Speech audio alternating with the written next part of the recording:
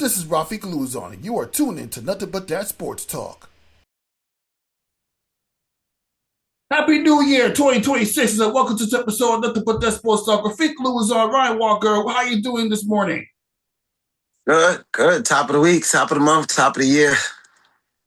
All right, now, before we get to everything and the topics I just mentioned about, let's just talk about everything going on your side and all the incredible basketball that you got to cover from TakeOver to the Elite Tournament that you covered in recent weeks. And good job with the announcement, by the way. All you got to do is just ease up on the ring the alarm sign. Absolutely. Excuse me. Thank you for making that great and live on air after we already had that conversation. But yes, indeed, the takeover tournament is in their playoffs right now. 5K on the line, and March they'll start up. 10K will be on the line, so y'all could definitely go on Instagram, follow the takeover page, and follow Prime Focus Studios LLC. Also follow my guy Amo Moore. Those are the owners and the commissioners of the league, so they can let you fill you in for the March session for 10K. It's about 5 or 6 teams that are already locked in already. I believe FTD, STB, a couple other programs. I believe Heat Check. I think I've seen a couple of teams already signed up, so that's good. We had playoff games yesterday, and it's getting close to the end of that until the next session, and of course through that through Prime Wave, which my man Russell Miller Prime has started with connection with me and him, him being Prime, me being Wavy, Prime Wave, to do the high school streaming of games throughout New York City and state. And of course, we're starting off in Queens because we have so much ties with Eagle and Far Rockaway and a couple other good schools, August Martin and so on and forth, for Campus Magnet, Springfield. But through Eagle, we cover a lot of games, and there's actually some road games coming up this week. And so through Prime Wave, we've been doing a lot of high school streaming. I'm getting in tune with that, and we were good enough to get link, of course, with my guys, NYC Elite 32 and Balling for Peace, another group that I do a lot of work with. Where we had the high school event, the Winter Holiday Classic, that was at August Martin High School, home of the Falcons, and it was a good 2-day session. It's supposed to be 16 games, ended up being 15, but it was still NYC Elite 32, and we live streamed there as well too for one of the days, and after that, just in-game announcements. So it was great, good tournament, man. A lot of good high school teams from Queens, Brooklyn Collegiate showed out very well for themselves. Lou High, Brandeis looked very good. You know what I'm saying? A lot of up-and-coming programs was there, trying to get their feet wet. The LES preps. You know what I'm saying? Broome Street was there. Broome Street had a very good backer, Isaac, of course, Ray Kennard. And Isaac Foster, Ray Kennard definitely played very well for themselves. And there was a lot of good teams and good things that happened. And one of the kids from, I think, Bronx Leadership won MVP. He didn't even speak that much English, you know what I'm saying? But he was just so happy and so elated to we did interviews and did stuff with them. So it was good. Oh, shout out to my young boy from Far Rockaway, my boy Isaiah. Isaiah, boy. They call him the crab for the way he plays defense. So definitely I gotta make sure he sees this clip here. So it was a good day, 2-day event at NYC Classic. And it was a long weekend, and now it's over, and we'll take a little bit of a break and start going back to recording the Wavy World podcast in probably about 1 or 2 more weeks. Yeah, I can only imagine. I've seen this. I've seen a little bit of the streaming. There was some good competitive basketball that you managed to stream and that you were announcing. I mean, the fact that you were pretty much a double threat from announcing to play by play on the stream, you really elevate yourself big time. Yeah, I mean, there were some good schools there too. There was some, like I said, there's lower level, mid level, and then there's the higher level. And I think they no matter how it panned out, you got a little bit of everything. Like, we had the Patrick School, but we had a lot of the regional kids. You know what I'm saying? We had Shots with a Patience, their prep program with Andre Edwards, and they looked really, really good out there. You know what I'm saying? Lou High region, varsity, pardon me, regional, looked very, very, very good out there in their 2 games. They came to Brooklyn Collegiate for the PSALs, looked very good out there. So there was a lot of good schools. Like I said, Brandeis, Far Rockaway played twice. August Martin, of course, played twice. There were a couple of schools, Percy Sutton, which I believe is Eagle Academy Harlem. They had a very good player out there too, Mr. Tenario, who played very well. There was a lot of schools that were there and were representing. I know I'm missing a couple others, and I hope they don't kick me in the butt for that one. But there's a few schools that came out. Like I said, LES Prep, they were learning.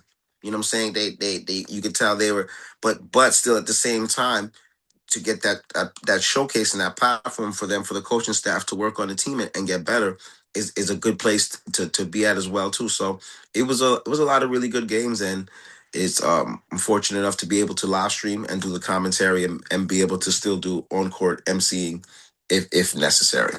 Exactly, and you're doing a great job on everything you do. I mean, you already gave me some pointers on and off the air. It's just a matter of getting adjusted to the pointers that I'm giving you, pointers that other announcers that have given you when you're in this game. And that's something that we all need. I mean, we all need somebody to give us pointers. That's why you notice when I created my whole play-by-play reel. I don't know if you guys just see it. I send it out to people. I send it out for pointers, jump hunting, and yeah, that's pretty much everything else because you're doing a good job though. Let's just leave it at that. Oh yeah, and no, I did see the reel, and you got so much stuff, especially your post for the new year. Listen, the radio aspect is a different side. Any form of audio. You know what I'm saying? When we're doing live stream or we're doing radio, it's a different style. It's a lot of work. It's a good effort. So like I said, I appreciate the love. I always give you your flowers. You're doing good things over there with the radio side as well too, and you get to. This is a good time to be around St. John's basketball. Even with we're going to talk more about that. Even with not their recent struggles per se, but this is a good time because they have a good team, a good program. They're rebuilding, and Patino's down there, not rebuilding, but they brought the life back to New York. So, the work we're doing with the live stream and the radio part, man, is dope too. It's another element. Yeah, it's definitely an element. I mean, and then obviously, what you're thinking to what I'm doing with WSU lately, that's all I've been focused on is WSU when I'm not doing work for nothing but that sports. So, and obviously, ever since you last spoke, I've asked you to get some content for the Women's Champions Classic. I got to do with DJ Rhea, Isabel Harrison, New York Liberty, asking them their favorite starting lineup for Tennessee and UConn put all together. Now it's a good environment. Of course, Louisville and UConn both had blowout wins, but it was still a good environment. It almost had the feel of a WNBA game in certain ways because think about it. You have a crowd almost at capacity. You got the WNBA players and the media and the influencers pulling up to watch college basketball. It almost had that women's Final Four, WNBA finals feel at that environment. It's just so crazy. When we get a chance to go, you got to call me to cover that event when we get the chance, Ryan Walker, because trust me, they're gonna love that environment for somebody that's invested in WNBA. Right? Yeah, they it's so crazy with the ladies' college game. You can say that with Division I basketball, but not all around the board. But when you're watching a collegiate women's game, and that's no disrespect to the WNBA, because you know how we love the W. But right now at college with the ladies, they're not that much off talent or skill wise than the WNBA. You know what I'm saying? Like if it were like in the men's game where they could come out after 1 year, a lot of the girls probably wouldn't stay 3 years. You understand what I'm saying? So when you go to, like you said, watching that there, and you're like, you got the feeling of a Final Four, you got the feeling of a WNBA, playoff game. That's because the level of play is equivalent, and the ladies play at a high level, and that was a great another platform for you to be at. Mm-hmm. Yeah, exactly. And to continue the conversation, I even got a chance to capture some women's college basketball where St. John's obliterated DePaul. We had to get some highlights of that. Run the social media. The ladies game, ladies and men's game this past week. Okay. Capture some video footage and do some post-game interviews with the players and coaches, or even if I'm not interviewing, I'm just make sure I capture their the stuff for quotes, because this is what happens when you're in an environment. And shout out to Shantae Harder for showing the table for showing support, because she was very supportive when I was able to squeeze her in using my student visa on her. So yeah, that's good support right there. And the fact that I was on the court being able to try to elevate the women's basketball while at the same time maintain the elevation of the men's basketball Well, that's something that I'm going to be grateful for. And obviously, I told you more one we're doing at a certain opportunity at Queens College. I mean, I'm not going to say much of it on the air, but when I'm going to announce in depth what it's going to be, I told some people, I already told you off the air, but yeah, Queens College is that's I'm going to be involved with them as well. Let's just leave it at that. Yeah, indeed. Indeed. Balling for Peace, NYC Elite 32, Wavy World Podcast. H2O and Thomas, man, we doing some work out there, man. Got a little break and we'll be back at it with the podcast. So um it's kind of good to end the year and start the year over, but there's still a lot of things on the sports platform to make sure y'all subscribe, and too, it's free to subscribe on the Wavy World Podcast, Balling for Peace. Also, Yeah, I watched your interview. You did a pretty good job, especially when you interviewed Joe Pope, the announcer for Pro City. That was a very phenomenal interview. He reminded you how different you are as an announcer, and you've only been an announcer for like 4 or 5 years outside those college days. Is you just picked up the mic like 2 or 3 years ago. He told you how different you were as an announcer compared to other announcers. And he also talked about his announcer indictment and his work with the NBA. He did a pretty good job. That was a good interview. Yeah. yeah, Joe was really good. Yeah, there was a lot of good substance that came from the interview. So that was pretty cool. That was pretty special. Pretty cool to be there with me, him, and Slim. You know what I'm saying? Three guys that all do MC and announcing. But we've all every MC would be subconsciously lying, at least a part of the new eras, and I don't want to, it's so hard because there's so many different eras. But Joe Pope is definitely a strong influencer in all of us that are emceeing right now. He was doing all those big platforms. You know what I'm saying? You got of course Voice of Harlem. Guy that's King Dome, who's phenomenal legend. He's done stuff with music people. The Chicken Noodle Soup, the Web Stars, all that stuff. Great stuff. There's another trendsetter. We've had Boy at Rucker. We had other legendary guys at Rucker. Those are the guys that are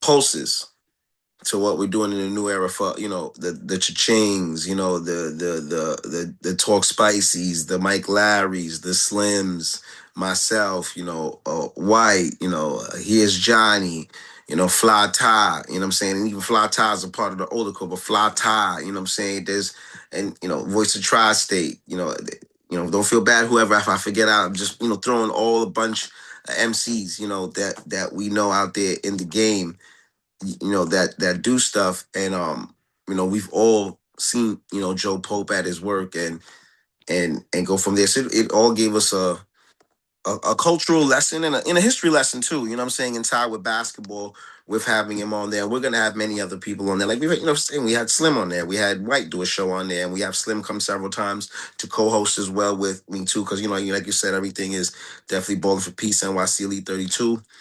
Shout out to H2O Thomas. Appreciate the platforms and the places that we are in.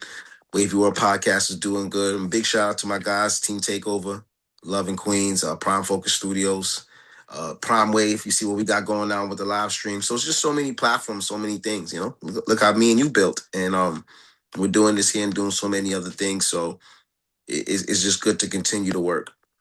Yeah, it is good to continue to work. And I'm happy that I'm able to get these opportunities in Queens after being a student at St. John's University. All right. Now, speaking of St. John's, the guy did the transition real quick to their recent struggles. I mean, they're not really struggling. They're 9-5 on the season, but they did manage to fall out of the top 25 rankings after a loss to Kentucky at the CBS Sports Classic. And then just recently, I was at the loss against Providence, where they were up by like 15-2, and then they choke big time against Providence. I mean, it literally felt like Madison Square Providence compared to Madison Square Garden. And students say just thought I was being too biased.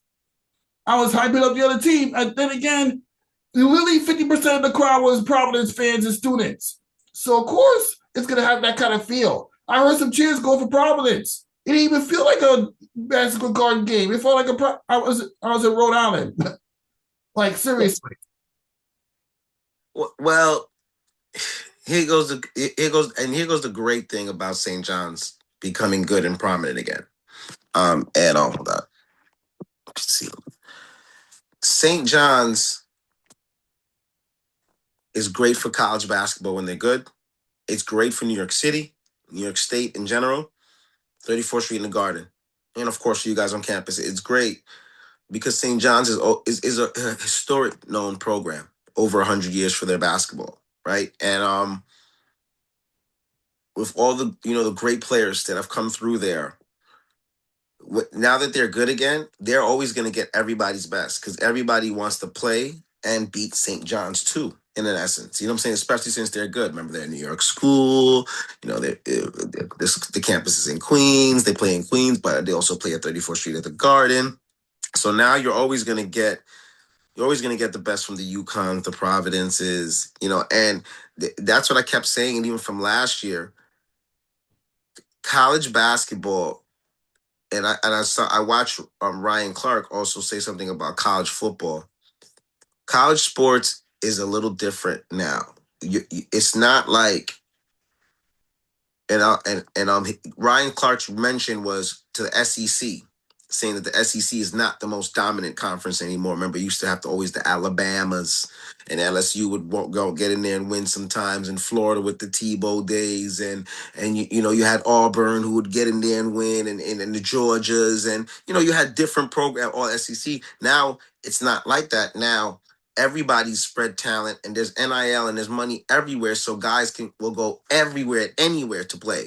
So even that's why you see programs like Indiana, who's probably more known for basketball, but in the mix with football. Now to spin back to the original topic, college basketball it's not like that where it's just the ACC.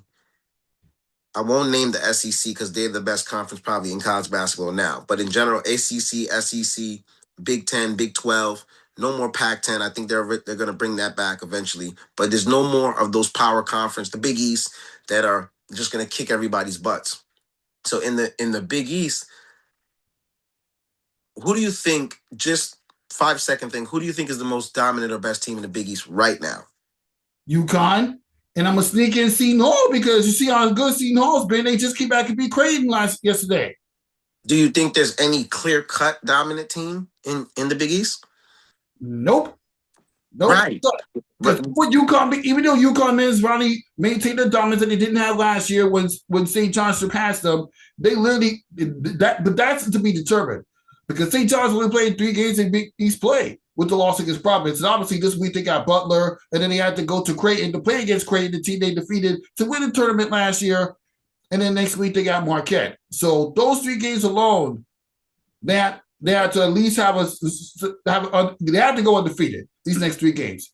Well, Because that's the only way they're going to get back in the top 25, or even at the very least be a top 3 team in the Big East. Well, here goes. If you ask me, UConn is above because of this experience, right? Mm-hmm. Remarkable coaching, right? With the Hurley, right? And they have a core of guys, especially upperclassmen, that have been together with the proper transfer, right? Especially getting Malachi Smith, Molly, that was at Dayton, Mally that played in Dykeman and many tournaments uptown.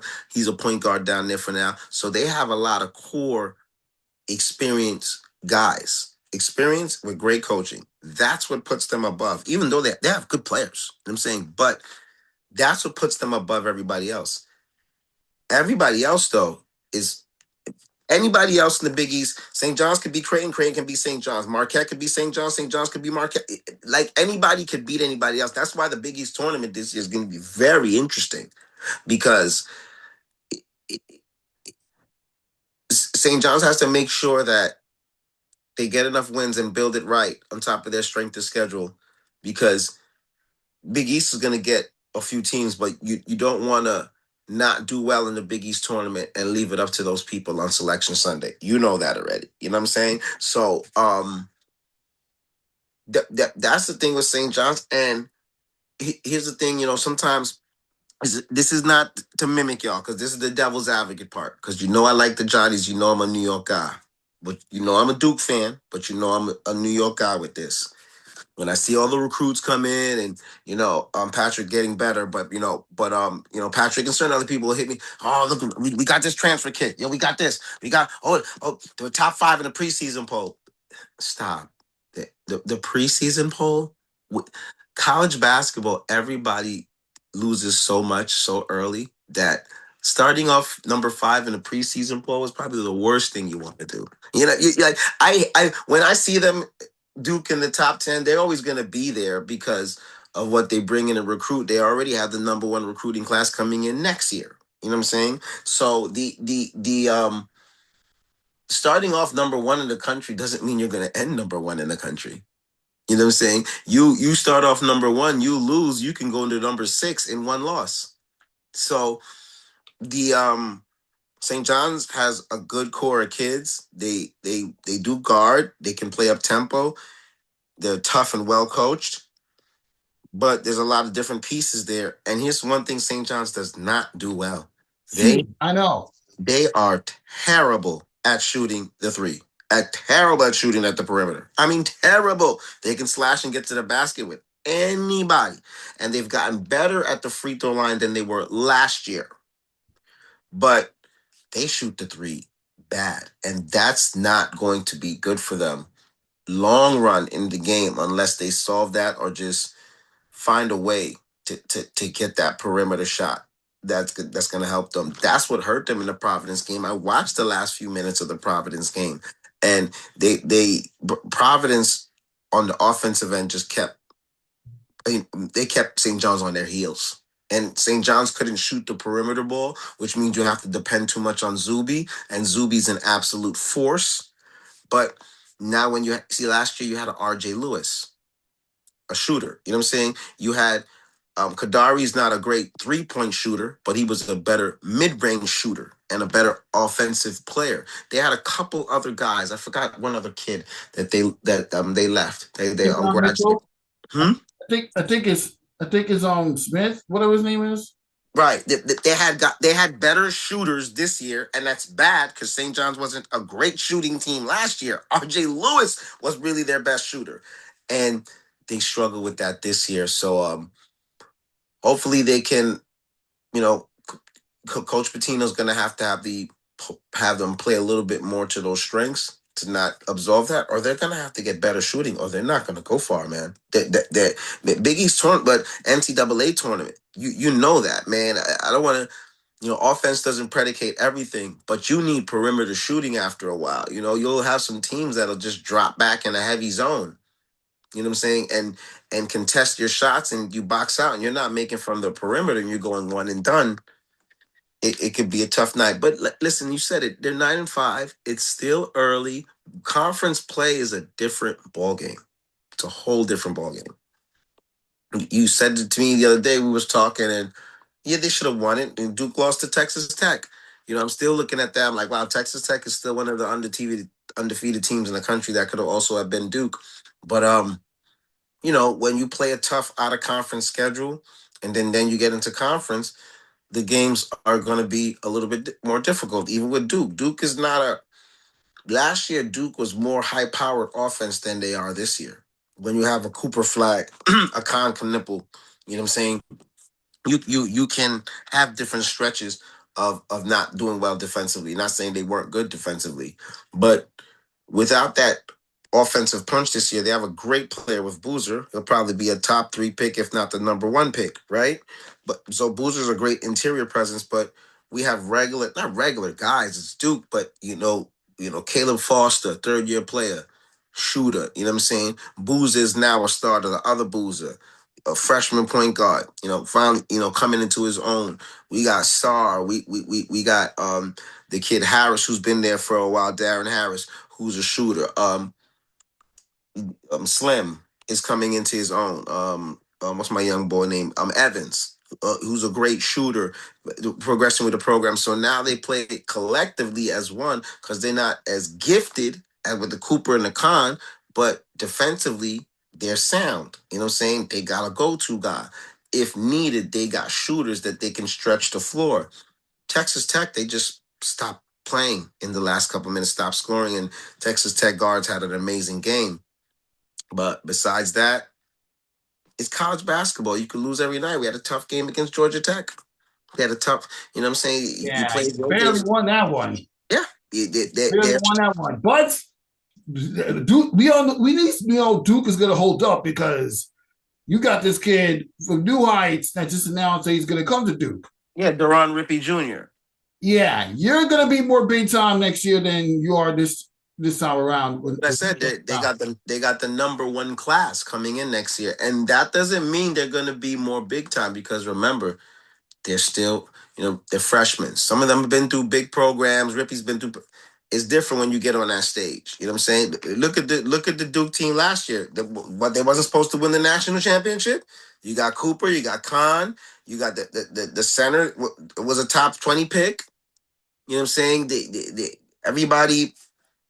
There's years like that. Think about the year Zion Williamson is there. If you think about that team, Zion, R.J. Barrett, you know what I'm saying? Who else is on that team? Cam Reddish, right? Mm-hmm. Are they supposed to lose? No. They You ran lost. into a good team in Michigan State. That's what I'm telling you. And I promise you probably can't name a pro on that Michigan State team. But that don't mean that Michigan State team is not good. That don't mean Michigan State is not a good damn program. That don't mean Tom Izzo is not a damn magician. You know what I'm saying? But it just shows you that like I laugh when listen. You gotta say it. You know what I'm saying? Some people gonna love Duke. They're gonna hate him. So somebody said in the comments, "Oh yeah, look, they got a number one class again just for them to be home and lose." You know how hard it is to win the national championship. Very You know, hard. you You're know how hard telling it is me. to win a You're telling me. St. NCAA. John's just started winning conference championships last year. You know how hard it is to win one game. Forget a national champ. You know how hard it is to win one game in the NCAA You're tournament. telling me. You're telling me. You're telling me. I had to tell Shantae who came down to watch St. John smoke the ball. I told Yeah. like, yeah, this seems pretty good. Yeah, this seems good. I don't know if they're good enough to be UConn, but they're pretty good. I told her there's more to the Big East Conference than UConn. Women. Gino Auriemma ain't gonna be there forever. Everything transitions. Everything transitions. Leonard Hamilton is not the head coach of Florida State no more. They have a very good young coach there. Coach K is not the coach at Duke anymore. It's John Shire. You know what I'm saying? Eventually, you know, rest in peace, Pat Summitt. Pat Summitt couldn't be here forever. People have went on with the program. And that's a great point. Gino's not going to be there forever. You might not want to. He's as you do this more and more. You know, Yeah. People think that UConn's success is just because of the players. It's not just because of players. You could have a top 5 college recruit and still be a mediocre team. It's of all course. because of the coaching system they play under. Now, how you think? Like, okay, there was a year where Paige Beckers missed the entire season, and it's just to UConn women's basketball missed the entire season, and they went home to Ohio State. But say in the Sweet 16, that's the earliest a Gino Auriemma team has ever went home in the NCAA tournament. You think that UConn can't lose? Of course. UConn women can't lose just because being coached by Gino Auriemma? But he doesn't recruit. He doesn't pick just. He doesn't recruit just any women player to play for him. You have to be good. You have to be a good shooter. You have to be good physical defender, and you have to make sure that you're the reason that the team locks you down. Look, they're getting Olivia from Christ the King coming in next year. I mean, they're getting AZ next year. AZ fought out. Olivia in. You think AZ's gonna leave? She's gonna go to draft? Float around and find out. Wow, she might. Float around and find out. Sounds familiar? Yeah, no, I believe it because she's big time. Float around and find out. Sounds familiar? Absolutely. Anyway, now as we transition real quick, now let's just talk about your favorite sports moments that you watched in 2025 as we are in the new year 2026. Oh wow. This year, let me think. There's some cool things. I mean, they didn't win, but it was cool to see the Yankees in the World Series. Was that 20? No, that's 2024, right? We're in 2026. Yankees didn't go. Who went this year? It was Blue Jays. So no, we can't get that because that happened technically 2024. But watching Liberty also was 2024, but it was in defending of their championship. That was pretty cool. I'm trying to think of just all the New York sports teams, everything through. So in essence, I mean, the Knicks playoff run was super to be a part of. Hopefully, they can make a deeper run this year. Um, I guess individually, I wish Duke would have could have finished off Houston. They would have been in the national championship. Who would have known what happened against Florida? But that was cool with their run. They always have good little teams, so it was always good to watch them. But no, the Knicks run was pretty good, and I think just individual stuff that I did, and it was cool to do. Balling for Peace, NYC Elite 32 event this week at August Martin, and of course Queens College and John Jay. It's been awesome to be a part of the Takeover tournament, and in that pro am vibes what they're doing throughout the year with the live streaming, and of course now with the high school aspect of doing that with the live streaming the games with Prime Wave. So make sure everybody too, you need any live streaming done, Prime Wave, go on Instagram. That's definitely the way to go. We can take care of you, commentary, audio wise, and of course the great visuals you see on the live stream. And I think that's it. We did a cool project at St. John's. That was pretty super. um and just doing the different events throughout the year. It's there's so much that goes on. I did a cool event with a young man who started his organization like at 13 for suicide prevention. So I did a nice thing with him in March. Hopefully they got my number. They might give me a ring back to come do something again if they do something of that type of platform. But it was very good. Othello, was it Othello Harrington there? Yes, I think it was Othello Harrington. No, Mike Sweetney. It was Mike Sweetney who's there. um, a lot of vendors were there. Very good event. Very good for the cause. Channel 12 News. Everybody was there. It was very, very nice. So there's so many stuff that we do. It was great to be with Broadway Park. Big shout out to Broadway Park, my man Commissioner Spank. That was a good. You did a good job with that too. Yeah, thank you, man. It was cool to be with Broadway Park because they had a team, of course, at the takeover. They have one now, but at the takeover tournament for the last winter session that passed, they had a team in there, and they had a very good team.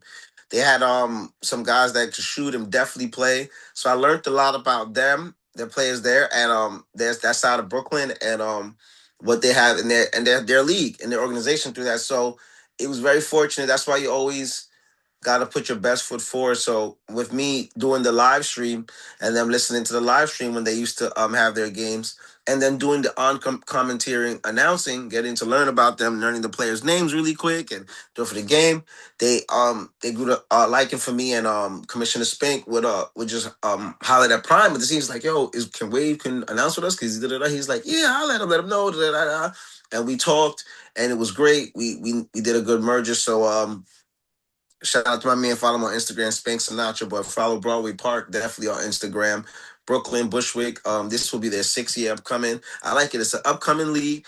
It ain't like it, and it ain't get to a Gersh or Zone 6 level yet in regards to years. But everybody knows what it's about, and the guys are there. The same guys that are playing in all those leagues play there as well too. It's a little different, distributed throughout some of the teams, but it's a great environment. Everybody comes to have a good time, relax, watch good basketball. He's got a women's division, a pro am, a men's division. So it was great to be there for the summer and get a great experience and learn that side of Brooklyn. So look forward. Definitely we'll be back for year 6 there. We're down with them. Doing that. So that was a good venture to get into.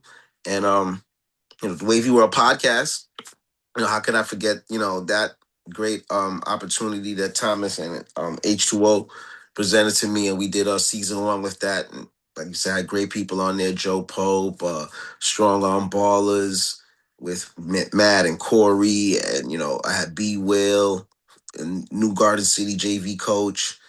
Brandon Williams, his younger brother, Hotshot Hank, who plays at St. Mary's Manhasset now and is doing very well for himself. I had his father, Hank Williams, Senior on there, Dominique Williams, who does stuff with Team Tobias. Natalie Perez was on there. Zoe was on there. He had his great ideas with the slide. What's it?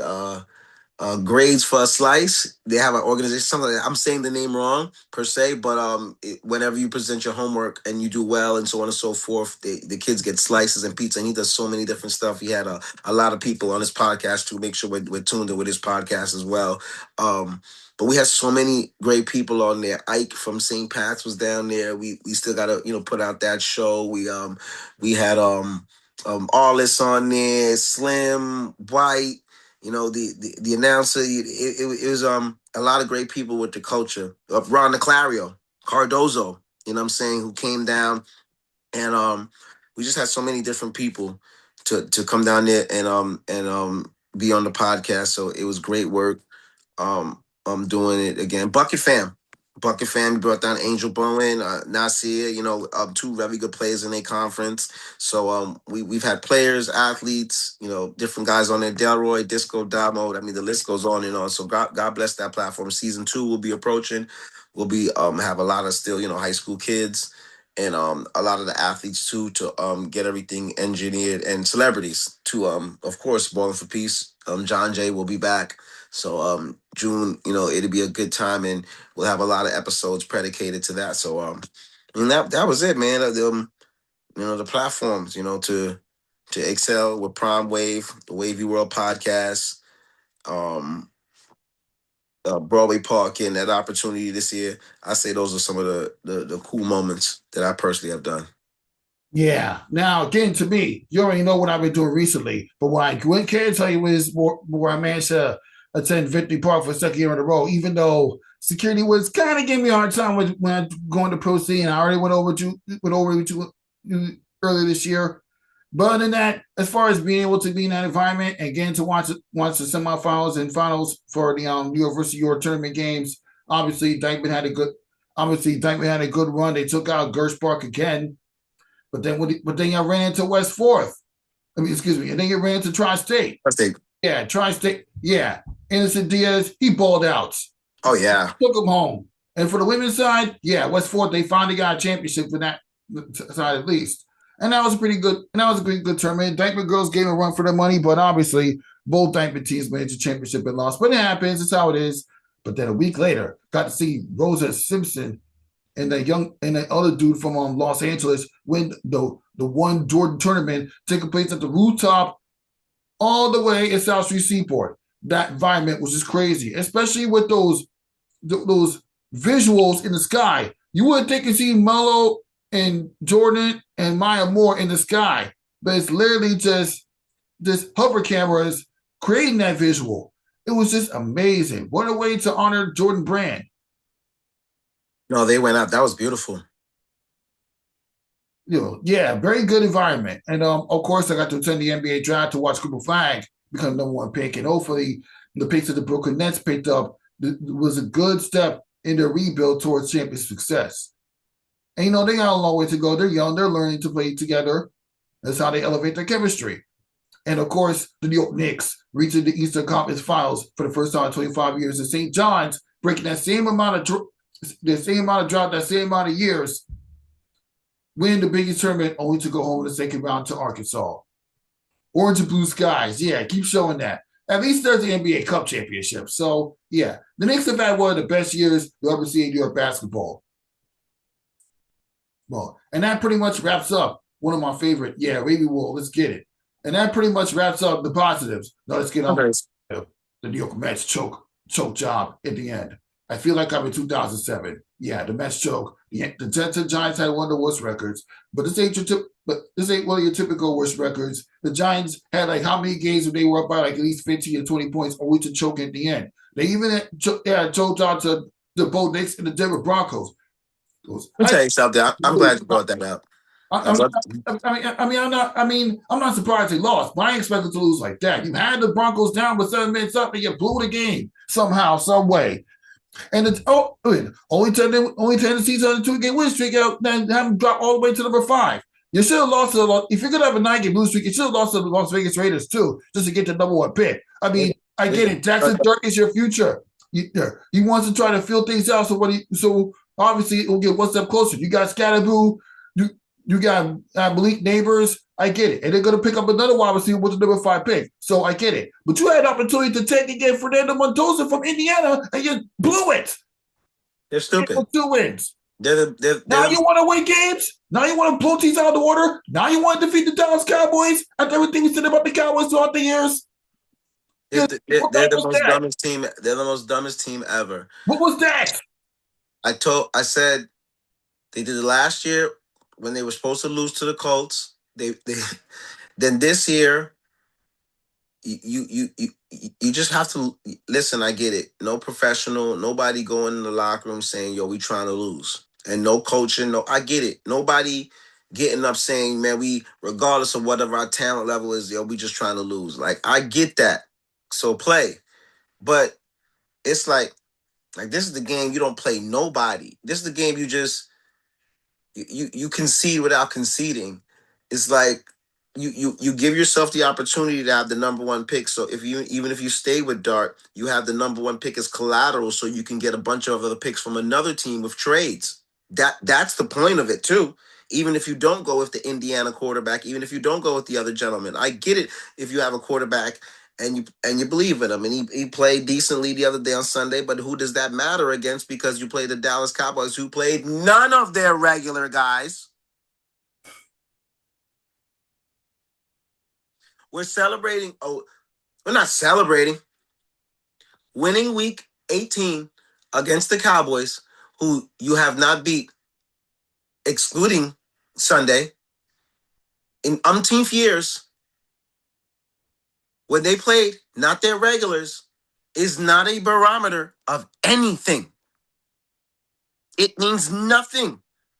You can't take this film and say, man, we were good week 18 against the Cowboys, against nobody. So what happens when they play all their regular, especially in the defensive? The Cowboys were already, I don't want to say that because they actually played decent on defense this year. They were average defensively. So that means nothing. You don't have the picks.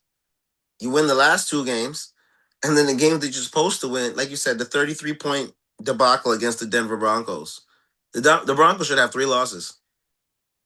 And they don't, because we blew that game. I mean, I can't even count. The loss to the Detroit Lions, the loss to the Chicago Bears. What Bears, Lions? You said they might as well lost to the damn Lions, Tigers, and Bears. Everybody, oh my! They had so many games. Man, they lost too many games when they had leads. Oh, the loss to the Dallas Cowboys in overtime. I went to a view.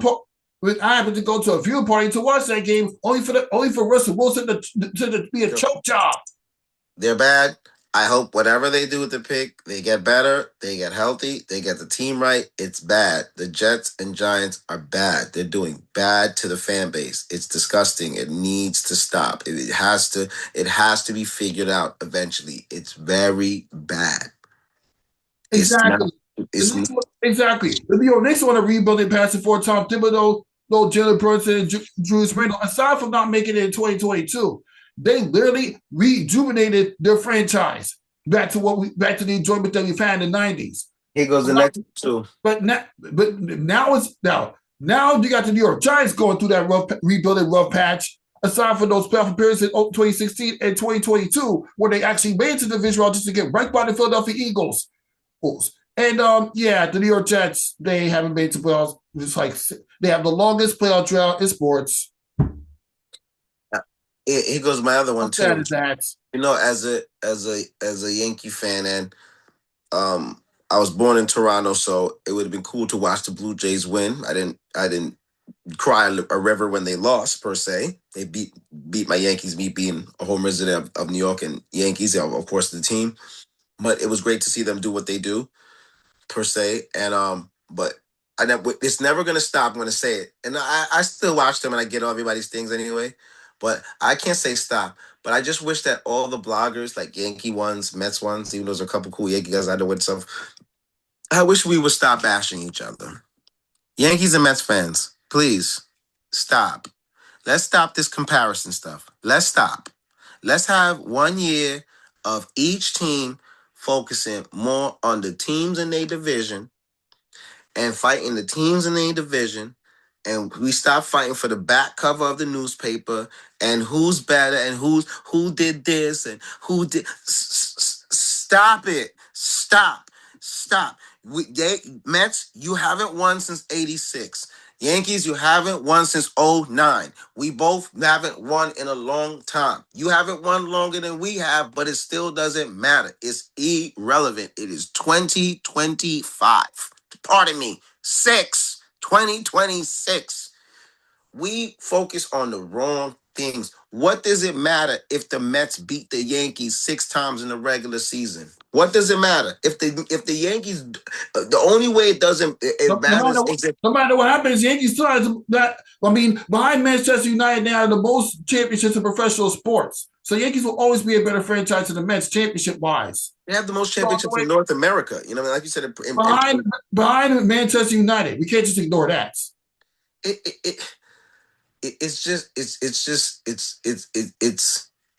just crazy to keep hearing the post. Honestly, we can't really compare that anymore, especially after the offseason that the Mets had. You trade Brandon Memo for some dude for Simon from the Texas Rangers. You let Pete Alonso walk and go to the Orioles. So you're going to have to deal with Pete Alonso in the division. Here goes the reality. The Dodgers own the Mets. The Dodgers owned us in the World Series. We played absolutely horrific. The Dodgers have owned the entire baseball. They're the powerhouse team that everybody needs to pay attention to. I told you Ohtani's a problem. And when it's not Ohtani, it's going to be somebody else. It's going to be Freeman. It's going to be a bunch of other guys. I told you. Well, you know what? The Dodgers in the World Series. Ohtani's going to rejuvenate the Los Angeles Dodgers franchise. Let's winning World Series now. Stop. Ohtani went there. He wouldn't have World Series appearances. They will lose to teams like the Astros and the Red Sox. Stop. Ohtani's a great player. Ohtani's a great player. One of the greatest. When he's playing his game, Ohtani's the best player in baseball. But when Aaron Judge is actually playing his game, Aaron Judge is the best player in baseball. That's another different argument for a whole different day. I'm a baseball schematic. When Ohtani won and when Ohtani wasn't hitting all postseason, Mr. Smart Baseball Guy. Okay, he's not hitting, he's pitching. Mr. Smart Baseball Guy. When he's not hitting, he's pitching. Okay, so he had a great World Series. Yes, he pitched. Listen, now I'm gonna break you down because this is baseball we talking about here. Ohtani has an incredible talent and skill. He is, if not the only or one of the only guys. I mean, Babe Ruth did it a long time ago, but that's 1,700 years ago. He can pitch at a high level and hit at a high level. He doesn't play the field as much anymore, even though he's still capable per se. But because he pitches more for them, he just designate hits. He doesn't play the field. And then he did not pitch 30 to 50 games this year. So don't come to me like he pitched 30 games, 30 starts, and was still hitting too. That did not happen. They pitched him during certain times because the Dodgers are actually loaded with pitchers in the starting rotation, right? So he was only pitched when big games are necessary. So with that being said, with him being a great hitter, left-handed only, right? Oh, Tiny doesn't swing. Left-handed only, a great pitcher and phenomenal at pitching and a great athlete. When all of those things are clicking, best player in baseball. But if everybody on this podcast we're doing now, on this show, and you look me in my eyes and tell me that when Judge was hitting all them home runs and doing all that stuff, and when Ohtani wasn't playing well, not just postseason, I'm talking about regular season last year and this year, Judge was the best player in baseball. Don't tell me that. Don't tell me Judge was not the best player in baseball. I don't want to hear it. Okay, that's fine. What did I tell you about this dude for Seattle? I forgot Kyle Raleigh. Kyle Raleigh. Did he win the American League MVP? No. Okay. So Kyle Raleigh is amazing. He did phenomenal. He almost carried Seattle to. He almost took out Toronto and made it to the World Series against the Dodgers. He almost got them there. But see, you're looking into just postseason stuff. I'm looking into the whole thing. Kyle Raleigh's amazing. He plays probably the first or second toughest position in baseball, which is the catcher. Okay, those knees take a toll.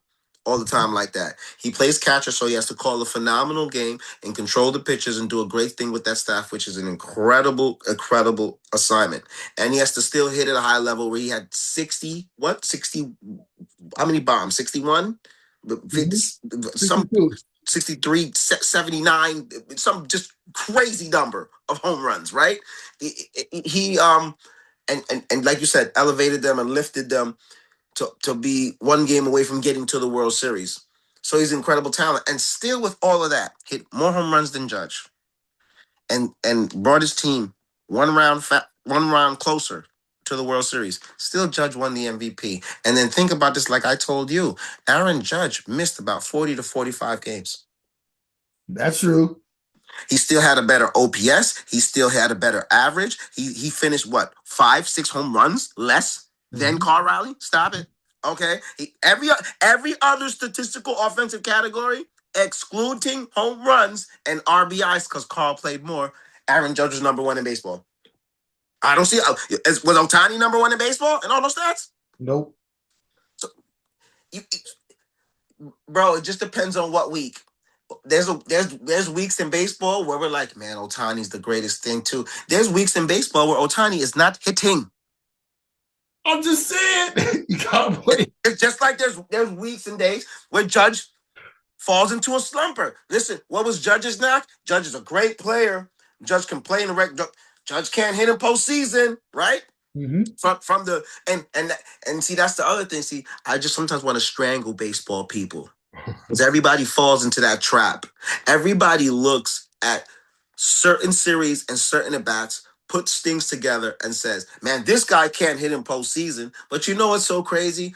Aaron Judge, since he's been with the Yankees, I've seen him play in postseason many times. And before he became, when it was the early Yankees with Gleyber Torres, do you remember that far back? I can remember.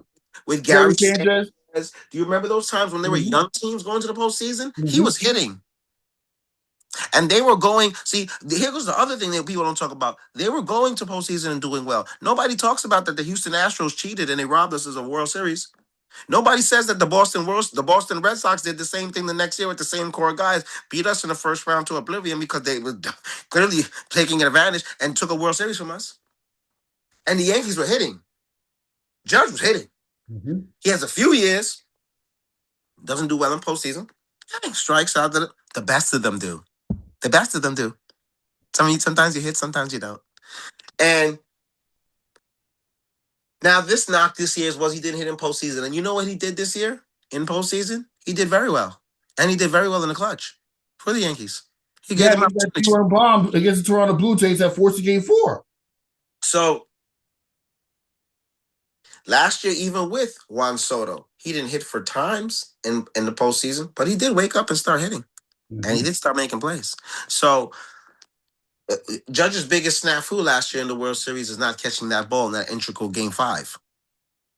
In that horrific of an inning that pretty much turned it. Who knows if the Yankees win that game, if they might have an opportunity. Who knows? But with that being said, Ohtani gets it now. Best player in the league. But the Dodgers, too, even with their success, haven't. There have been times, I always say this too, you need luck in sports to win. It's also a key element. First time around before Ohtani, Dodgers win, that's a COVID year. God bless.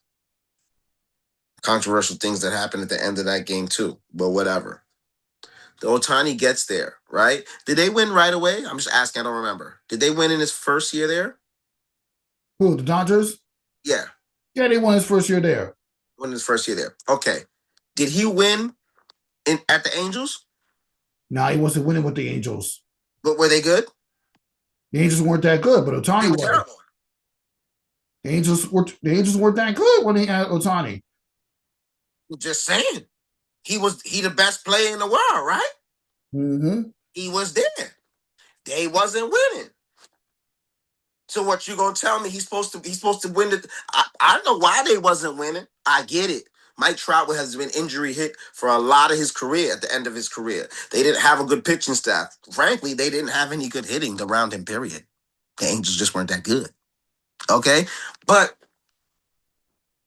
He wasn't elevating them to win no games there when he was doing down there because he didn't have a good team. The Dodgers are loaded. Now, here goes the thing too. I'm not a Mets fan, but the Mets feel like they probably should have won against the Dodgers last year in postseason. They had their opportunities, right, Mr. Met? Mm-hmm. They let it go. The Yankees we played the Dodgers last year, and as much as they might ridicule us for not being defensively sound or just doing it this way would beat the Yankees, here goes the crazy thing. Game 1 of the World Series was close. As a matter of fact, I believe it went into extra innings. Yeah, it did. And Freddie Freeman hit that walk-off home run. Yes, and the Yankees were winning in very integral parts of that game. Mm-hmm. We take care of business in the bullpen. Who knows? Game 2, Yankees had opportunity to win that game too, if I'm not mistaken. Yeah, they did, but Jazz couldn't hit in the top of the ninth. Game 3, Yankees win, right? They lost. Well, the Yankees won game 4, and then they lose game 5. Right. All right. So game 3, we lose. I think they might have pounded on us about that one then. We ran out of resolve. Game 4, we were fortunate. We won at home. We woke up. We showed a little bit of life. Game 5, you got to win that game, Yankees. You up 6 runs in that inning. Mm-hmm. All and Volpe era, Judge era, Jazz and them on a misplay. Misplay by Garrett Cole going to conventionally to first base. I mean, just the game just implodes, and the Yankees win that. Woohoo to the Dodgers! They do the thing. The next year, the Yankees are vulnerable. Nobody in the National League could take them out. Lord knows the Mets wasn't there to take them out. Nobody else could do it, and they get to the World Series. Now, they won back to back. They have a great team. Otani's a great player. Mookie Betts is a great player. Freddie Freeman is super clutch. Is Freddie Freeman even there anymore? I think Freddie Freeman went somewhere else. But and they have a very good team all the way down the down the line. They added Edward Diaz for the Mets, the closer. They just got Diaz. They have a great team all the way down the line. You acting like the Dodgers swept the Blue Jays. It was the best game series. It was the best 7. The Dodgers were down in this series, just in case you forgot. I didn't forget. America, No, I didn't. 3 games to 2. 3 games to 2. No, I didn't forget. The Dodgers came back, but they If the Dodgers lose game 6, y'all not telling me, yo, man, yo, Otani's the best thing since Pete Rose. Stop it. They won, so now we gotta go and say that. Listen, the Blue Jays had a terrible base running errors. We seen that for a fact. You have 3 games to 2. You coming back to that hectic place of Toronto, you got to sit down on game 6 and take them champions out. Because if you don't, you're going to give a championship team back all the resolve. All the great plays worked for them in game 7. The Blue Jays blew it. They blew the World Series. That's why, as much as I'm a hometown Toronto Blue Jays fan, it was good to get on some of those Blue Jays posts and all that stuff. Because, boy, they was ranking on the Yankees and going bad on the Yankees and talking real crazy. All Mets Nation was joining in. The Red Sox Nation, you know, that's what they do. Everybody collabs to piss on the Yankees. And the Blue Jays was talking so crazy. When they lost that, they started saying everybody was cheating. I said, no, you blew it. You blew it. That's what happened. Thank God I was alive to see the last and the only 2 championships in the Toronto Blue Jays history. You're a good man, okay? So with that being said, everybody starts 0-0. It starts all over. The Dodgers have the impressive team, but I know this might sound crazy. They're beatable if playing against the Padres weren't afraid of the Dodgers. They just didn't get an opportunity to play them. So God bless them. We'll see what happens. It's a new year. Yeah, to beat the champs, you gotta knock them out. Yeah. Now, on to the Knicks. Yeah, they won the NBA Cup, but they only won 5 of their last 10 games. They on a 3-game lose to San Antonio, Atlanta, and most recently lost to Philadelphia again. And now they're 3 games behind the Eastern Conference lead Detroit Pistons, the team that they defeated in the first round. And it's because they defeated in the first round, I'm still confident the Knicks can take out Detroit in the postseason down the road. What's your confidence for the Knicks after the 5-5 ever since they won the NBA Cup? Well,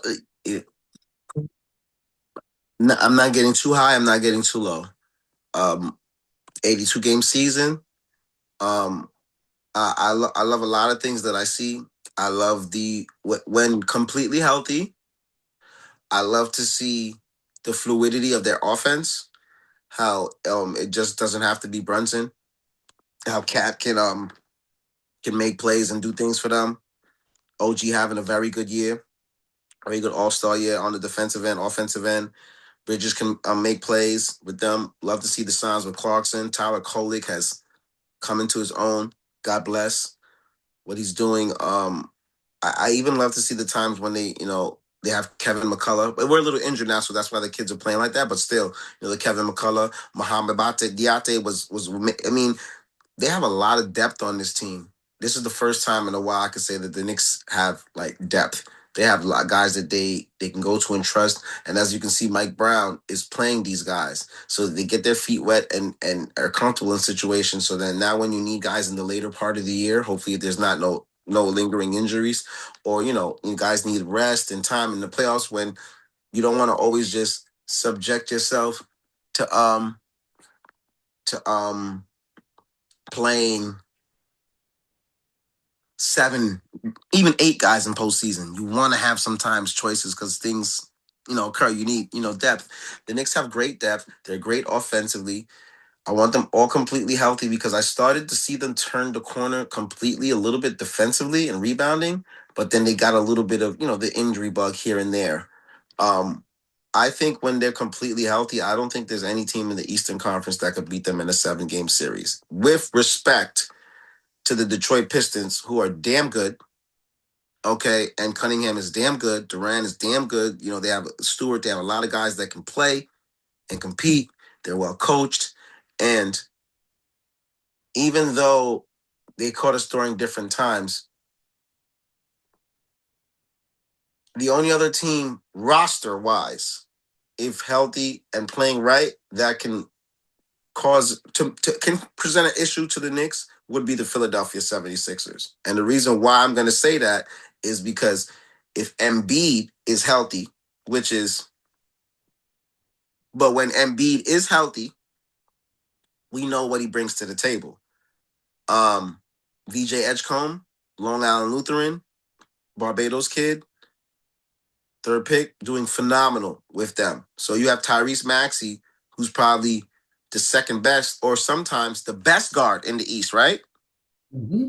Right? Tyrese Maxey, who's an incredible talent with VJ. You got the kid from Duke off the bench, Jared McCain. You have a very nice, and Paul George, who when he is healthy, right, and gets into his form, can do things for them. So position-wise, that can present an issue. And as you can see, the Sixers, one game without Embiid, even though VJ never was great that game, the Knicks should have really won that game. The Sixers did beat the Knicks at home that time, and then now 2 weeks later have done it again to beat them. And Embiid played this time with Paul George. So different presentation. But besides that, if the Knicks are completely healthy, pound for pound, I'll take my mortgage money and go against any one of them in the Eastern Conference to win in a 7-game series. Now, they have played against the San Antonio Spurs. They beat them in the Cup game. They lost a close game to them a little later, about 2 weeks later. They got the opportunities to win that game. Champagne was absolutely amazing. Shout out to Bishop Loughlin, Brooklyn kid. And before anybody gets mad, yes, they were born in Staten Island, but those kids were raised in Brooklyn. If you ask them, they say they from Brooklyn. Those are Brooklyn kids. Bishop Loughlin. Yeah, Julian Champagne turned up to the opening big time. Yeah, he had like 11 threes? Without a mid-range shot or a layup. That is crazy. It's crazy. Julian Champagne. I mean, he's doing better than what I see in Pro City. Well, you know what, though? But let me tell you something. Pro City sometimes Pro City's the most elite league. Well, I'm not pulling on it. But when you put guys together for like a 4 or 5 game season quickly during the summer, you putting a lot of nice guys together. See, in the pros, of course they're pros, so they're all good. I get it. But everybody has a role. You understand what I'm saying? So in the Spurs, Champagne got his role. Victor Wembanyama is the best player on the team. He's a unicorn. He's damn near the best player in the league, right? So you got a specimen like that. You got a DeAndre Fox, who's a really good point guard in his prime. You have a Stephon Castle, a really good second player. Vassell, who's a very good player, and Cornette gives them great minutes as a center off the bench. I mean, this team, they're good. Dylan Harper. They definitely exactly. They definitely proved that they're good enough to beat Oklahoma City Thunder in the Yeah. postseason. So you It's got just a good team. And then it's you just called have, the way it is. yeah, San you have Antonio Champagne. back to being the San Antonio that we've seen for a quarter century. Every single year you see San Antonio Spurs in the playoffs, and after the bubble, well, prior to now, they haven't been good. And so you got Champagne on that team that when they come in, they know their role. He's there to knock down that 3-point shot, which he can do. He can slash to the basket if necessary, and he guards and he defends. And him and his brother, they both have dug in themselves from the mud, even with their great, tutors. Like I said, Bishop Lachlan, one went to Pittsburgh, one went to St. John's. Mm-hmm. I believe the one at Pitt left earlier. The one at Pitt left his sophomore, maybe his junior year, and one went senior year, St. John's. But they're both doing well, and they have a role at Pro City. You might have, 3 NBA guys, 2 top college guys, D1, a top D2 guy, and 3 overseas guys, and a dope ass street ball player all together. And they might only play together like 3-4 games. Some guys play That's together. what I mean. I saw Andre Drummond hit a couple 3-pointers at Pro City. Yeah, and did it against us, the Knicks this year in a game. So, but Champagne did well against us, and that's to go back to the Knicks to say that the Knicks played well against the Spurs, so we know we could bang with that top team in the West. I just want to see how they compete against the OKC Thunder. Quite honestly, last year the Knicks they lost, they got swept to the Thunder 2 games or 0-2, but both of those games were very close games, and they competed. As a matter of fact, the game in Oklahoma against them last season, they were up 15 points, and the Knicks let that game go. The one in the Garden, the OKC had more of the momentum, but we only lost by like 8 points, and we had opportunities to win that game. I want to see how they compete against them this year. I feel like they can beat anybody in the West as well too, and it's just health that's gonna go through the Knicks. Now, right now, we got to remember the Knicks started off the season kind of slow, but not too slow. Picked it up, got super dominant, won the cup, did their thing, and sometimes the schedule and the timing of how many games they had, because they haven't had that many practices after that in per se, can mess up things. So they're 5-5 in their last 10 games. It's still 500. They had a game against Cleveland Cavaliers where they came back and won on Christmas Day, or if you were watching the alternate cast Main Street, that Disney telecast shot them on, they could make nothing for doing that. Right. So they've had their share of games. They had 2 games against Philadelphia. They probably wish they could have back, but it is what it is. They have the game against Atlanta. You just can't lose to them. Not like that. Not without Trae Young. Not like that. You know what I'm saying? So they were without Anthony Towns that night. So you still got enough to win. And so I mean, listen, these are tough losses. The Minnesota game was a very good one. Julius Randle had a very impressive game. They had Karl Anthony Towns like 40 and change. We didn't find a way to win that game. No Brunson, but there's a few games here and there. They just need a little rest time, practice, get back into mode. It's good to see Deuce healthy back. I can't wait to see if we can get Shamit back, and Josh Hart. I want a healthy 12 and the guys to play. And when they have that healthy 12, they're dominant. It gives Karl Anthony Towns offers opportunities to score. We don't have to depend on Brunson, and he still can get his 25, 30, you know what I'm saying, and change. Clarkson, when he's on his game, is a force to us. We've seen that in the Cup. Shamit is a very good player with us when he's knocking down shots and healthy. Deuce is big time for us. He was shooting the heck out the 3 ball before the injury. Tyler Kolek has come into his own. We've seen what the other kids can do. McCullough, Mohamed Diate. Even when I know he kind of fell into the doghouse and was kind of upset about certain things in minutes, but Yabusele. Even when Yabusele can get minutes, he can knock down shots, do a couple things here and there. They got depth. The Knicks will be fine. They just got to stay healthy. Yeah, they definitely had to stay healthy because health was an issue in recent postseason appearances. And Mike Brown is playing 8 to 9 guys. I love you, Tom Thibodeau, but geez. This is what Tom Thibodeau was supposed to be. Yeah. And how about that buzzer beater shot by PJ Singleton yesterday at Canarsie? Oh yeah, I was about to get to that. That was wild. I had to capture the whole thing. I went to Canarsie, captured the whole thing. PG Singleton, Austin P, you got a good kid. Division I bound for free. Yeah, man. I saw that. I was getting ready to get to that. I was gonna get to that before I end the show. That shot was amazing. I didn't even know. I'm so sorry. I said, you know what, before we forget, that kid, man, what a shot. That was wild. I've never seen a buzzer kid with a buzzer beater Canarsie, even when I went there during my times as a kid. I recorded games. I recorded highlights of Canarsie before, but that literally surpassed anything I recorded in Canarsie. That was super, man. That kid is, I talked to you about him last It went year. viral. Not as viral as shots with Boozy, but definitely viral. Give it time. It's one day. He's a good kid. He's special.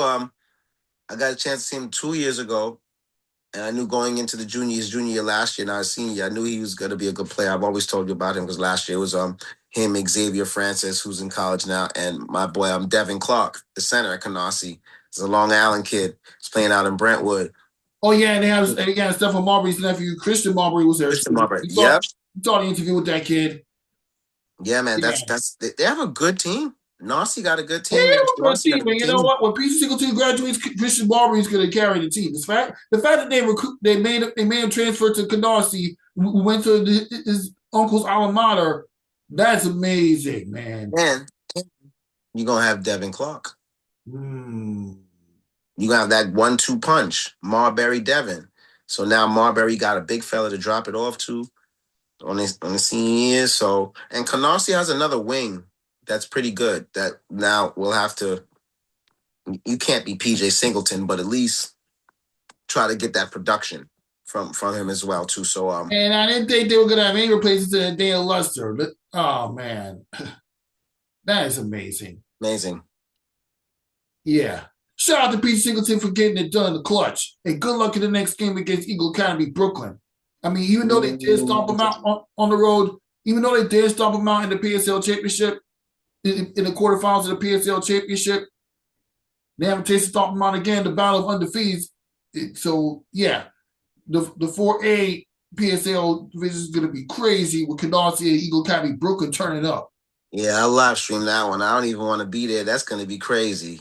And you know what's so crazy? I should actually call. No, it's in Canarsie, right? Now tomorrow's game is going to be Eagle Academy Brooklyn. Oh crap! And if I don't live stream, Eagle Academy Queens is supposed to have a game. They do have a game, so it's just up to whether we're going to live stream it or not. If not, I might have to call Mr. Hamilton, Mr. Kevin Hamilton. Look, another person that was on.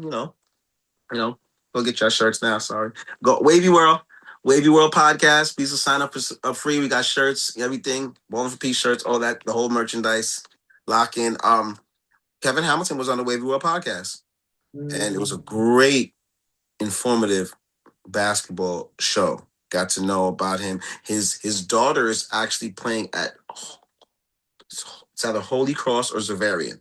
I hope I'm getting this right. His daughter's playing right now. She's really, really good. His pops played ball too, and played pro. Was good collegiate. Kevin played ball as well too, overseas and everything. He's a pro. This guy was good. His basketball mind is phenomenal. He played Division I basketball at a high level, and he's a great coach and great for what they're doing down there. And he was on the show, so he definitely told me if I ever needed entry to a game to give him a ring, I think I have to give him a call so I can put my name on will call because that will be a great game tomorrow. Yeah, that'll definitely be a great game. On to some more NFL news. Pete Carroll just has been fired for the Las Vegas Raiders. I almost said Oakland Raiders. But yeah, Pete Carroll has been fired for the Oakland. Pete Carroll has been fired for the Las Vegas Raiders. Not surprising. They did him a favor. I don't blame Pete. Go home and chill, Pete. Pete, you older. You got all them grandkids. Why Why would you want to be stressed coaching the Raiders? Boy, that's a good paycheck. I would have signed. I would have signed the fire papers immediately. The Raiders, they did him a favor. He took that. Oh Lord, it's a tough place. That's going to be a tough place to rebuild.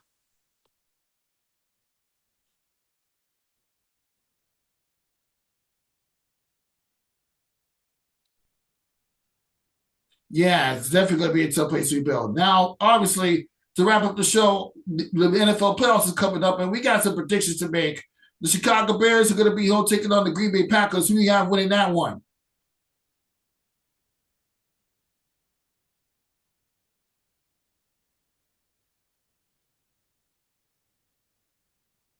Who's at home? The Bears.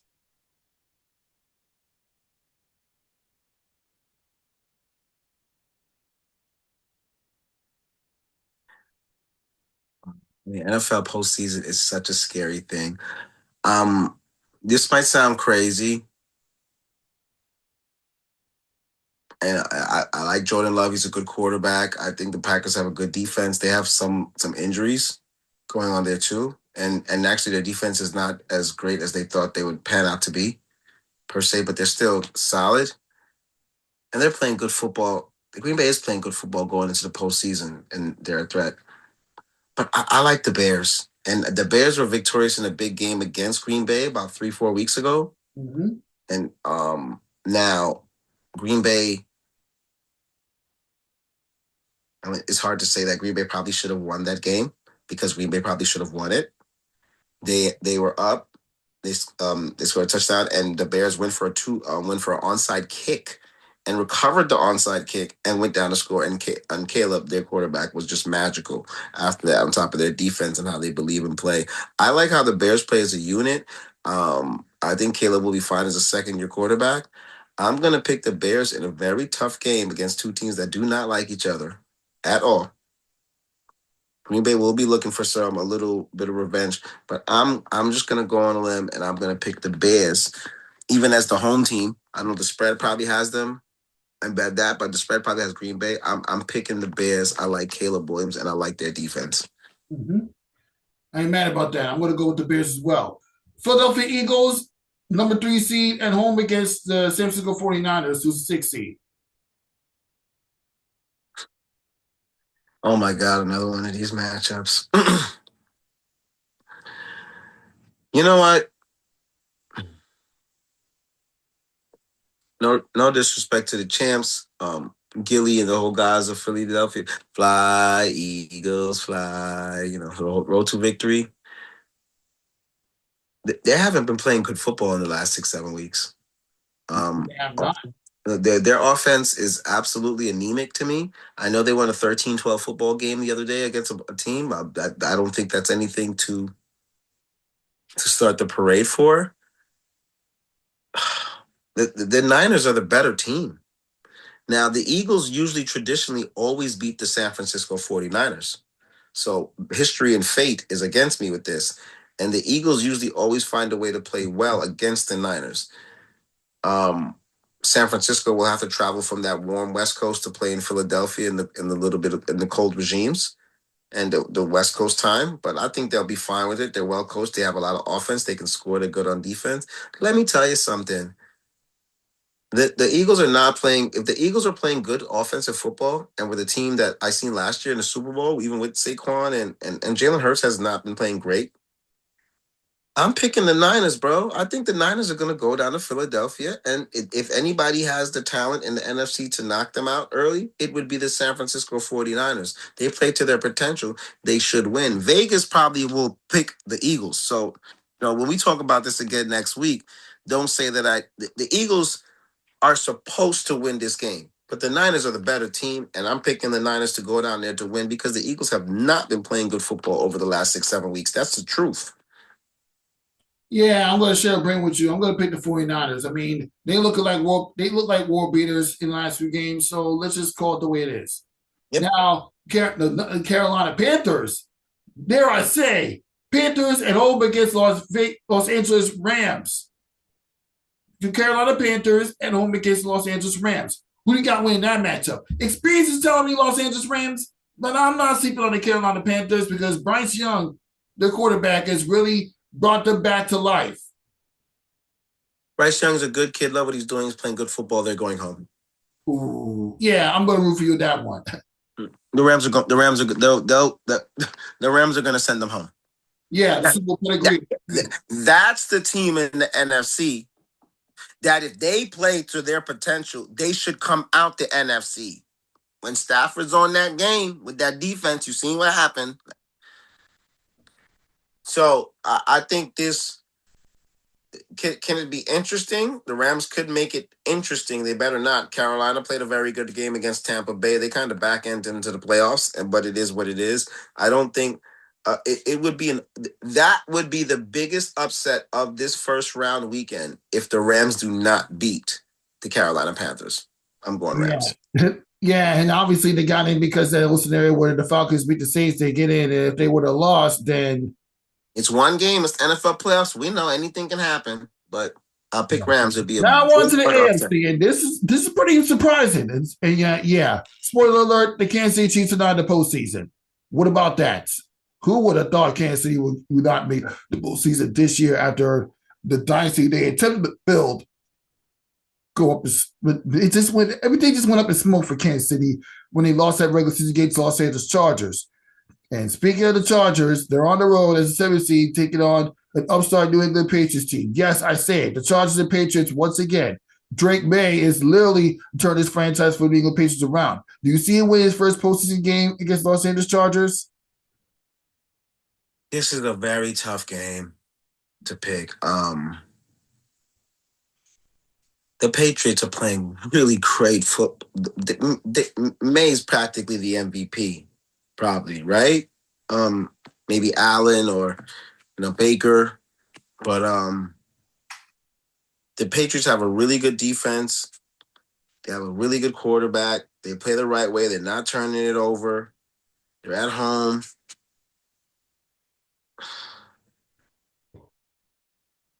I should not be picking. I mean, first of all, oh God, I should not be picking the Patriots. Ugh, it sounds crazy even saying that. Yuck. But I know the feeling. Yeah, call it the way it is. Drake May is literally the new Tom Brady of that franchise. He may not win as many Super Bowls, but this is a big start for this guy. This is my heart. And my heart's not saying this because I'm crazy, because the Chargers are a good team. I'm going to pick the Chargers to win. I'm not mad about that. I'm going to pick the Chargers. And this is big respect to New England. They have a dynamite year. May is a dynamite quarterback. We figured it out. The defense is really good. They're really coached. They have found a way to regather the ship after the Brady years. It took about 2 or 3 years, and it takes time when you lose a guy like that in the coaching staff with Belichick and the guys they lost, but they brought it back. And I know they're at home. And New England fans are the most rowdiest people in the face of life when they're winning down there. But it's Justin Herbert's time. If you're ever going to make that call to say that you're one of those quarterbacks that can make this team make a run, the Chargers need to do it now. This would be a big road game if they can get it. If anybody can go down there and do it, it's Hubert with that arm. They have a running back. The defense can compete. I'm going with my heart because it's time for Justin and those Chargers to win. But I think we both would be lying to say that the Patriots are probably not the better team. Yeah. It's kind of tough to acknowledge that. On to the next prediction. Jacksonville Jaguars are at home against the Buffalo Bills. Now, granted, on one hand, with the kryptonite in Kansas City and the Cincinnati Bengals who eliminated them in the past several postseason appearances not being there, Buffalo should not have any problem getting to the Super Bowl. But and on the other hand, they the 6th seed. You couldn't defeat the Patriots for the division, which would have got you the number 2 seed. And now you got to go up against Trevor Lawrence on the road. Jacksonville hasn't had that much postseason success, even when they do make it. So the New York is picking the Buffalo Bills. Let's just call it the way it is. They were almost in the Super Bowl last year. So let's just call it the way it is. Buffalo upsetting Jacksonville. Who do you have? I wish I couldn't pick this game. Um, I know it's tough. Buffalo's defense is just not good to me, bro. They're bad. You're telling me they've had a loss to the New England Patriots, and that pretty much cost the division down the road. And then they've had losses. Defense is bad. Josh Allen is big time. That was a huge loss. Not having a home field game and a number 2 seed with the And it's going to possibility be of a last season in the Hallmark Stadium era before yeah moving to a new stadium next year. yeah Yeah. The they only way they would have that is if they face the Los Angeles Chargers down the road, and obviously it's not going to happen. But yeah, and obviously even though I what feel seed for is the Stafford, it's Chargers? The not going to happen. seventh. Seventh, That's their only way of having a home game. yeah, pretty much it And is. that's a lot of ifs on both sides. Wow, that is sad. That loss is huge, man. You lose out on 2 home games possibly. Your home crowd, where Buffalo is very difficult for a road team to play, and their defense is not good. Rafiq, I am with you. I even I wouldn't say it on air, but I wouldn't root against the Mets if they were doing well and they was playing against an out-of-state team. I can't root against Buffalo. I'm not like their fan base. I get it. We're the only team that plays in New York. There's a reason why the Jets and Giants play in Jersey, but it's a whole other different story. So their defense is not good. And so my heart is saying Buffalo Bills, and I would never want to say not New York. So I want them to win. Rafiq, Jacksonville is better. And that quarterback, when he's on his game, Mr. Lawrence, and that defense and how they played, so they're good on opportunities. They're very valiant. They'll be at home. Buffalo better hope that Jacksonville turns into Jacksonville. That usually turns into Jacksonville when they go to the playoffs. Mm-hmm. He better hope Jacksonville turns into that. If Jacksonville turns into the Jacksonville that and can't do good in postseason, then Buffalo's going to win by accident because of that and advance. So we want New York to win. But Jacksonville is way better than the Buffalo Bills, and their defense is bad. So I want to see. It would be nice to see Trevor Lawrence and Justin Herbert do some things as progressive quarterbacks in the NFL to take that next step, to be in the Joe Burrow conversations, to be in the Patrick Mahomes conversations, those unique quarterbacks, that core, which they are. But for everybody else to kind of see, I'm gonna go Jacksonville, but I do not want Jacksonville. I want Buffalo to win for New York. Yeah, it's good for New York, the state of New York, not the boroughs, the state of New York. Yes. All right. Now we get to what could be the end game of Aaron Rodgers if he doesn't get out this wild card round. The Pittsburgh Steelers against Houston Texans. And granted, yesterday it was a back and forth it's always a back and forth game between the Ravens and the Steelers. But yesterday was crazy because the kicker for the Steelers missed an extra point, which it almost cost us the game. But the Ravens could not capitalize on the opportunity, which is why they're home and Aaron Rodgers is playing at least one more postseason game against the Houston Texans. Who do you think is going to win, Pittsburgh or Houston? I'm going to pick Pittsburgh by default because I'm not too high on the Houston Texans. Yeah, I agree with you too. I do like the Texans, but I like their quarterback. You know, they can run the ball, they can guard, but I don't trust them completely neither. And that's another young quarterback that needs to push through. No, I like the magical ride to keep going. Pittsburgh. I don't think Pittsburgh has won a playoff game in a couple of years. I think it's like 10, 11. I don't want to lie about that number, but I could be wrong. But it's been a while since they won a playoff game. You know, I'm a big Tomlin guy. And I think they might give Rodgers one more football game. I think Pittsburgh has a lot of good things going on their side right now, even with luck and a lot of breaks. Like you said, the extra point. They're playing good football now. You know, they started off the year very good. Big win against the Jets. They went on to win a couple games like 3-0, and then they had a rough spot. They lost like 5 out of 6 games. and they were looking kind of but they figured out to get it back again and get a couple good wins again. Baltimore, another one yesterday against Baltimore, got back on the ground again. Defense, offense is playing good, and they're well coached. So I'm picking Pittsburgh as well too. I like Pittsburgh in this game. Texans haven't, even with their good regular season and quarterback, have not showed me enough to go against the rhythm and how they're playing, and Mike Tomlin with their coach. I think Steelers get their first playoff win for a long time. Yeah, it's going to be crazy. And look at the bright side for the Pittsburgh Steelers. No matter what happens, they don't have to go to Highmark State. That's the name of the arena. That I need to correct myself for that one. Yeah, because all stadiums in the NFL are tough to play at. Let's just call it the way it is for any road. Yeah. But it's so crazy. It's so crazy even with our picks though, because a lot of the times, especially in this first round, road teams win a lot of games. So I'm scared. This is going to be a very interesting weekend. Yeah, it's going to be a very interesting weekend, and at least there's some New York representation in this postseason.